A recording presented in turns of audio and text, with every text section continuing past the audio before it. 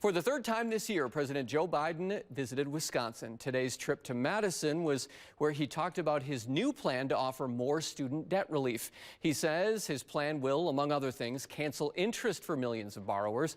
In addition to support for college students, Mr. Biden also highlighted the need to support trade and apprenticeship programs.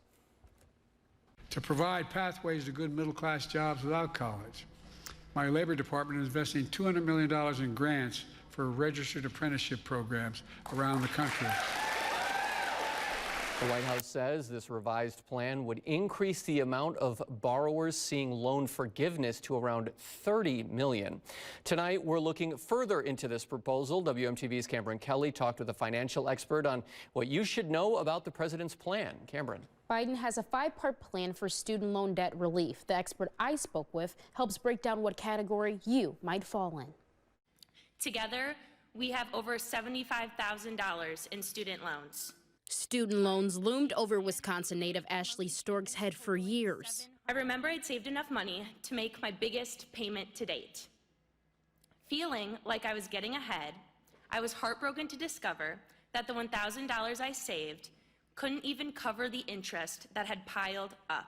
Even though I only borrowed $60,000, with the interest rate, I was at $89,000, and I was actually making payments every month. President Biden introduced a student loan proposal that will address issues like interest. Over half of student loan borrowers would benefit from this part of the plan.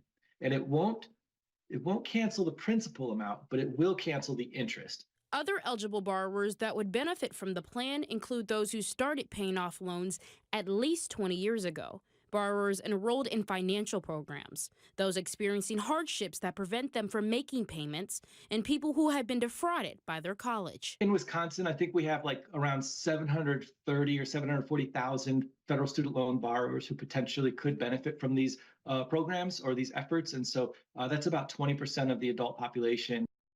If Biden's plans are finalized, they could take effect as early as this fall. Live in the studio, Cameron Kelly, WMTV 15 News.